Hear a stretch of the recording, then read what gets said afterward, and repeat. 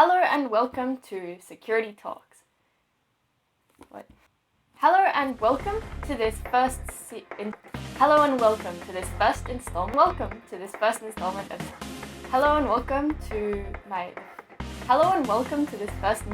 of Security Talks.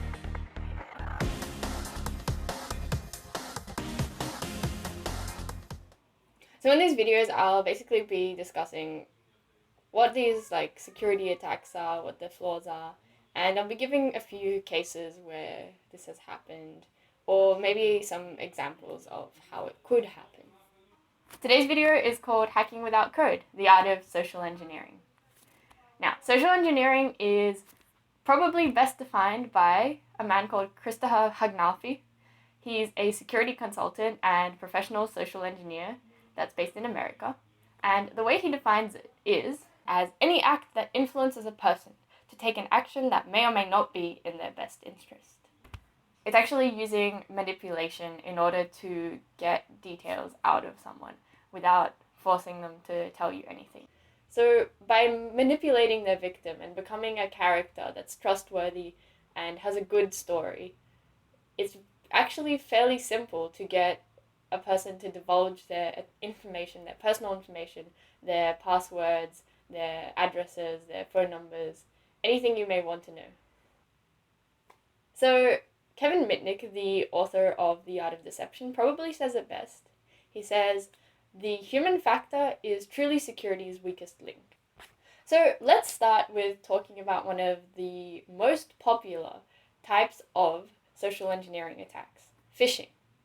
And the general way that it's done is through either emails or phone calls. It can be done over social media or even text messaging. There's really many ways to go about it. The way phishing usually happens is that the attacker tries to appear to be a legitimate company contacting you. So it may be your bank, it may be your phone provider.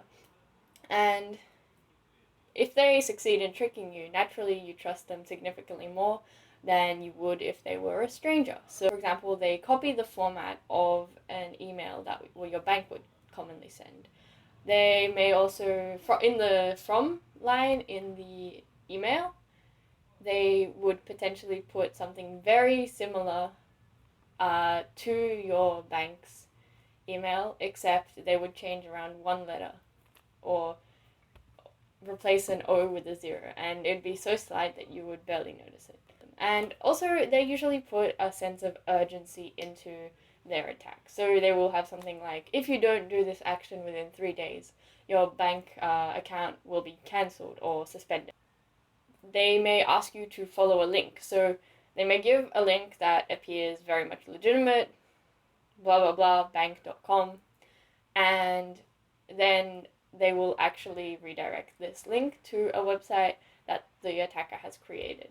And as such, you might download malware as a result of going onto this page. They may keylog you, they might make you input your account details such as your login and password, and it might still trick you. You're still on the bank page, and you will completely divulge all of your security information to this attacker without even knowing that anything has changed. There's a few different types of phishing. So this is like the standard scam emails that you've probably received at least once in your life. Then there's whale and spear phishing. It's a type of phishing that generally targets a company, and the information that the attacker uses is supposed to make the employees of the company trust them. So it may seem like they're a new employee looking to learn about a certain procedure, when in fact they've never been to this company and they're probably in a completely different country entirely. So cases in which I've heard this happen is, for example, the attacker calls up a bunch of members of that company asking that they had requested, telling them that someone from their floor had requested tech support and they were trying to get back to them. Eventually they'll hit upon someone that actually has a legitimate problem and requires tech support. And so this person will automatically trust the caller and tell them all of their problems. The caller then perhaps is a more tech-savvy person than the person receiving the call. They actually might manipulate the call Lee into divulging some personal information about the company, perhaps about themselves, etc.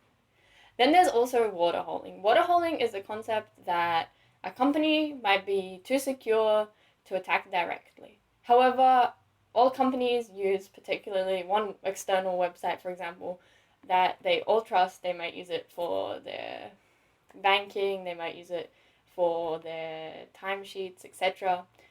And if you compromise this website specifically, you can probably install malware onto the company's computers indirectly without compromising their own security measures. Another really common and actually surprisingly simple method of attack that involves social engineering is tailgating. Another thing you have probably heard of. You would be surprised how far someone can get into a secure building just by pretending to be either a delivery person or maybe just by holding 2 cups of coffee and being unable to open doors. So someone will actually just open a door for you. You'll be waiting next to a door and they'll trust you. Perhaps by pretending to be a new employee and just been learning the ropes or having lost your pass or something similar, people are actually just very willing to trust you. This is echoed by Kevin Mitnick again. He says, "It's human nature to trust our fellow man, especially when the request is meeting the test of reason." It's very easy to let a hacker just walk right through your doors without a single line of code. So I have a pretty good anecdote about this. It's about Colin Greenless. He is a security consultant at Siemens Enterprise Communications. And what he managed to do was actually infiltrate, without a single line of code, an FTSE listed financial firm. So if you don't know what FTSE is, it's the Financial Times Stock Exchange. So this means this company was listed as one of the top 100 companies on the London Stock Exchange that has the highest market capitalization. So, as you can imagine, this is a pretty big company. And he managed to infiltrate it and actually set up an office for several days on one of their top floors without anyone suspecting that he didn't actually belong to the company. He targeted this company without any special equipment. He was able to enter the office without being challenged by security staff. In fact, by the end of the few days that he set up office there, he was actually friends with a few of the security staff. If you want to read that story, I will also link it down in the description below. It's actually a very interesting story and very worthwhile reading, especially if you work for a company where this is completely plausible. Cool. So that actually brings us to one of my favorite types of tactics for social engineering, and that's called baiting. So it's similar to phishing, but it plays on human curiosity and greed, where, for example, you leave a USB lying around in a public area, and that USB may be infected with malware, but due to human curiosity, someone might walk past, pick it up, and plug it directly into their laptop. They plug it into their laptop, and their laptop is automatically, for example, infected with malware, or now they've started a keylogging application. So the reason this attack is actually my favorite is it's because it's so simple and incredibly efficient, and it really does play on the understanding of a human as they were. So there have been a few studies conducted about how employees actually are completely willing to give away their password just in order to receive a free chocolate bar or perhaps a free pen. A version of baiting you might find online as opposed to in the physical world is, for example, a free download for a song or a movie in response to you giving them your login details of some sort, or perhaps information about something that they need. So those are the main types of social engineering. There are a few, such as phone phreaking and pretexting, that we can discuss, but they are actually fairly similar to phishing, so I won't actually talk about them in any detail. However, I will leave you with a story about the company RSA and how their secure ID was hacked. So RSA is a security firm, and their flagship secure ID is a two-factor authentication process. And there was actually a very high-profile attack on this by the use of email phishing. So the way this attack went down is that the attacker sent a few emails to several employees at RSA. You wouldn't generally consider the employees that the emails were sent to as particularly high profile targets or any carrying any high value information. So the email that was sent was actually sent with the heading 2011 recruitment plan. And again, this is playing on human curiosity. So even though this email was sent to the employee's junk mail, their curiosity was too strong in order to just leave it in their junk mail. They had to find out exactly what this recruitment plan was. So this email was crafted really well, and with knowing that it was in the junk mail folder didn't really stop anyone from opening the Excel file that was attached. So when the employee opened up the spreadsheet, they saw a bunch of information that didn't really relate to them, so they just would close it again.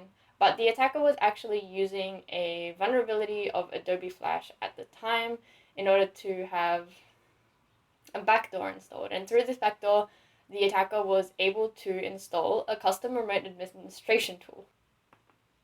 So the remote administration tool, also called RAT, was the Poison Ivy variant. So if you've done any research into this field, or perhaps you're familiar with advanced persistent threat, you will probably know that Poison Ivy RAT is basically a tool that allows the user, or the attacker, should I say, to basically take control of the computer by way of bypassing the whole administration hierarchy and the security mechanisms in place. And it just lets them control the computer or the program running on the computer and basically just attack the system, which is not good in some senses. Poison Ivy was actually used also in GhostNet, which was a huge scale cyber spying network basically that was uncovered in March of 2009. If you want to read more about that, I encourage you to look it up. Definitely look up the RSA hack on SecureID and also GhostNet and a few other things that I mentioned in today's video. So that brings us about to the conclusion of the video. I've divulged all of my research that I've been compiling over the past few weeks. I hope you enjoyed that. I will be back next fortnight, I guess, or next month with a new video, perhaps on something a little more technical, like DDoS attacks, and I'll be talking about how all of that works. So I encourage you to come back, perhaps join me next month as I discuss more things about security. It was a pleasure talking to you guys. I learned a lot and I hope you did too. So bye. Definitely check out the description stuff. They are down there, or I think they're just always down there. I'll see you later. Bye. Thank you.